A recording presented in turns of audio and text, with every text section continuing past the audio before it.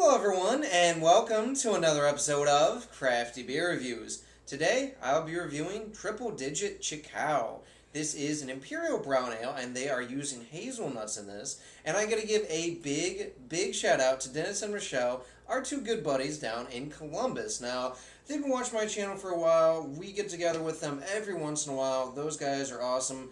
Dennis, Rochelle, thank you again for bringing me these beers. I hope we can get together soon. I hope you enjoy this one. So they also informed me that Triple Digit Brewing is actually a part of Listermann. For all intents and purposes, this actually is a Listermann Brewing Company beer because they brew this on the same system. It's just another brand that Listermann owns, essentially, and they do a little bit more high gravity stuff, I guess, in this series. So, cool stuff. Without further ado, let's go ahead and check out the aroma.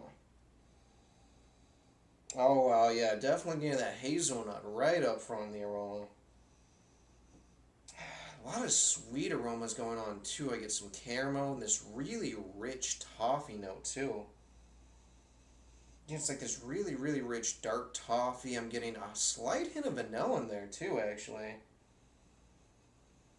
Light kind of roast coffee note, very subtle. A hint of chocolate, too, but it's mostly this big caramel toffee nutty aroma coming from the hazelnuts. Definitely smells like it's going to be on the sweeter side. Let's go ahead and take our first sip.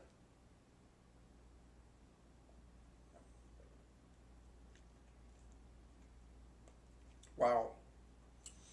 Wow. Yeah. Up front, I get a lot of hazelnut. Oh my god, yeah. I'm very big on the hazelnut character. You're definitely getting a lot of that caramel too. It's like this really rich, creamy caramel note right about mid-palate.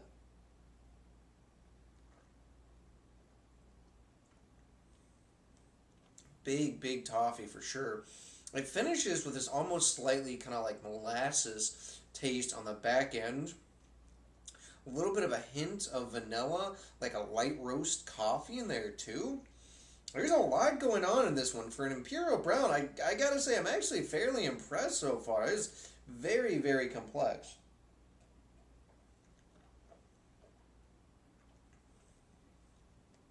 Yeah, it's interesting. It starts with that really nutty kind of taste up front, and then the hazelnut, it kind of develops that slightly kind of spicy character on the back end as it lingers. That's really nice. Caramel, toffee, really rich. I get a touch of that chocolate in there too. It's like this creamy milk chocolate. A lot of sweet flavors going on in here, but it's not cloyingly sweet. I do get a little bit of like an earthy hop taste in there. And there's a slight bitterness on the back end. But for all intents and purposes, definitely one of these like dessert beers, definitely a sipper. And I gotta say, for 10%, not feeling the alcohol, not tasting the alcohol, nothing. Very well hidden. It's got a medium body. It's a little bit thinner than I was expecting, but it's got a nice creamy coating mouthfeel. It's really nice.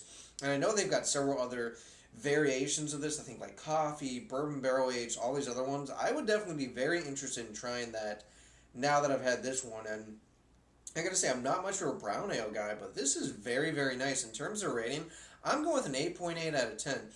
My only contention so far is it is a little bit thinner than some of the other kind of big, Imperial brown ales that I've had. The other thing too is though it's not cloying, it's definitely very sweet, and it's tiptoeing that line for me personally. But really nicely done, Dennis, Rochelle. Thanks again for sending me to this, guys. If you haven't checked this out and you're a brown ale fan and you live in Ohio, go check it out. I don't think you'll be disappointed. Alright guys, that does for this beer review. Please remember to rate, comment, and subscribe. And remember, I hope whatever you're doing involves good craft beer. See ya.